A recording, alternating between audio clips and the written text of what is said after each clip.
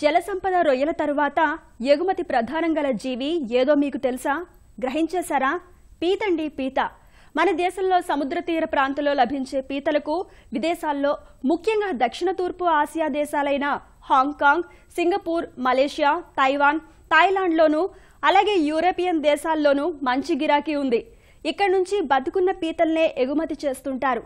ఆంధ్ర రాష్ట్రంలో పశ్చిమ గోదావరి జిల్లా నర్సాపురం, తూర్పు గోదావరి జిల్లా కాకినాడలోనూ రైతులు కొందరికి ఉప్పు నీటి చెరువుల్లో పీతల పెంపకం లాభదాయకంగా ఉంది. అయితే పీతలను ఓపెన్ కల్చర్ పద్ధతిలో కాకుండా బుట్టల్లో బాక్స్ కల్చర్ పద్ధతిలో వినూత్నంగా పెంచుతున్న ఓ రైతు లాభాలను ఒడిసిపడుతున్నారు. ఆ పీత కథ ఏమిటో చూసేద్దాం రండి. మరి ఈ చెరువు చూసారా? రంగురంగుల పెట్టెలతో ఎంతో వర్ణభరితంగా కనిపిస్తోంది కదూ.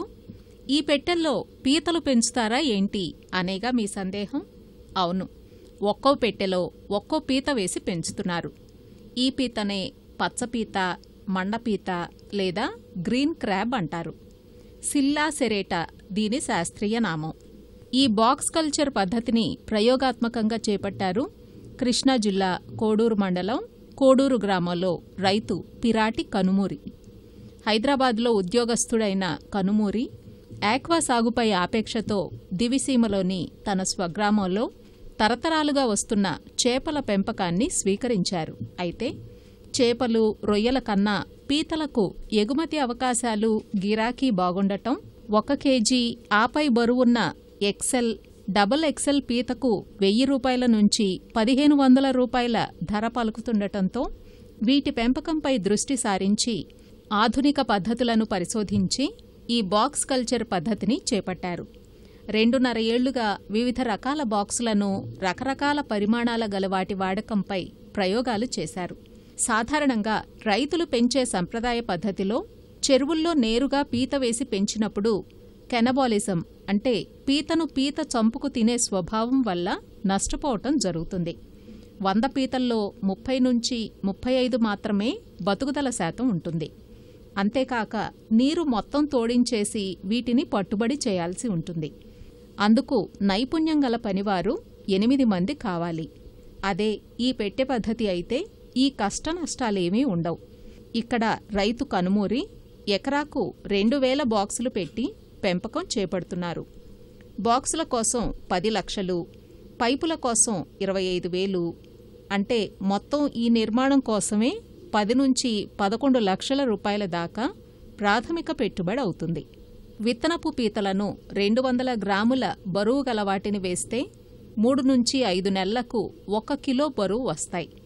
ఆ సైజులో మార్కెట్ చేస్తారు. పంటకాలంలో నిర్వహణ వ్యయం 3 లక్షల వరకు అవుతుంది. 1 పీతకు 1000 రూపాయల ధర ఉంది. ఆ లెక్కన 2000 పీతల నుంచి 20 లక్షల రూపాయల ఆదాయం వస్తోంది. ఈ బాక్సులు 5 ఏళ్ల కాలం పనిచేస్తాయి. తరుగుదల, వడ్డీ అన్నీ తీసేసినా ఒక పంటపై 14 లక్షల వరకు మిగులుతున్నాయి. వీటికి మేతగా గొరక, ఈల్ చేపలను వేస్తారు.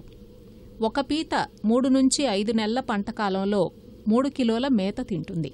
3 కిలోలకు 60 రూపాయల ఖర్చు వస్తుంది. చెరువులోకి ఎప్పటికప్పుడు ఉప్పు నీటిని ఎక్కిస్తూ ఉంటారు. పీత పెంపకాన్ని బయట చేపట్టడం కన్నా ఇలా బాక్సు పద్ధతిలో చేపట్టడం వల్ల పర్యవేక్షణకు సులువుగా ఉంటుందని, ఎకరాకు 8000 బాక్సుల వరకు కల్చర్ చేయవచ్చని అంటారు కనుమూరి. పీత కల్చర్ను అనుసరించడానికి మనకి కావలసినవి ముందుగా చెరువు దీర్ఘచతురస్రంగా ఉంటే చాలా బాగుంటుంది. దీర్ఘచతురస్రంగా ఉన్న చెరువు అయితే బాక్సుల్ని సమాంతరంగా పేర్చి ఎక్కువ బాక్సులు దానిలో చెరువులో పెట్టుకోవడానికి అనుకూలంగా ఉంటుంది. దీర్ఘచతురస్రంగా ఉన్న చెరువులో అడ్డంగా ఒక వంతెన వేసుకుంటే ఆ వంతెన మేత వేసుకోవడానికి కానీ, పీతకు మేత అందించుటకు కానీ, లేదా పీత వెయిట్ చెక్ చేసుకోవడానికి కానీ, పీతని కనిపెట్టుకుని ఉండడానికి కానీ, అది సైజుకు వచ్చిందా, మార్కెట్ చేసే సైజుకు వచ్చిందా లేదా, దాని హెల్త్ ఎలా ఉంది అనేది రివ్యూ చేసుకోవడానికి కూడా ఆ వంతెన అనేది తేలిగ్గా ఉంటుంది. బాక్సు కల్చర్కి, విడిగా చేస్తున్న ఓపెన్ కల్చర్కి మేము కనిపెట్టిన తేడాలు ఏంటంటే, ఒకటి క్యానబాలిజం, రెండవది వాటి గొట్టులు విరక్కొట్టుకోవడం. ఒక పీత ఇంకొక పీతతో కలబడే పరిస్థితి ఉండడం వల్ల గొట్లు విరక్కొట్టుకొని దానికి ఉన్నంత మార్కెట్ రేటు రాకుండా చేసుకోవడం, ఈ రెండిటి వల్ల పీత ఎక్స్పోర్ట్ క్వాలిటీ మిస్ అవుతుంది. మేత వేయడానికి ఎదురయ్యే ప్రధాన సమస్య ఏంటంటే పీత మేము వేసిన మేతని తింటుందా లేదా. ఓపెన్ కల్చర్లో మేము రోజుకి 2 సార్లు వేయాల్సి వస్తుంది మేత, పొద్దున ఒకసారి సాయంత్రం ఒకసారి. పొద్దున సాయంత్రం వేసిన మేత తినకుండా ఒకవేళ పీత ఉంటే అది నీటి క్వాలిటీని దెబ్బతీస్తుంది. ఇండైరెక్ట్గా మళ్ళీ వాటర్ మార్చుకోవాల్సిన అవసరం రైతుకి కల్పిస్తుంది. అలా కాకుండా బాక్స్ కల్చర్ వల్ల ఏమవుతుందంటే బాక్స్లో 2 రోజులకి ఒక్కసారి మేత వేస్తే సరిపోతుంది. దానివల్ల మేత పరిమాణం కరెక్ట్గా పీతకు అందుతుంది, వాటర్ క్వాలిటీ పారామీటర్స్ క్లియర్గా మెయింటైన్ అవుతాయి. ఓపెన్ కల్చర్కి బాక్స్ కల్చర్కి ఉన్న తేడాల్లో ఎదురయ్యే సమస్యల్లో ఇంకొక సమస్య ఏంటంటే సీడ్ ప్రాబ్లం.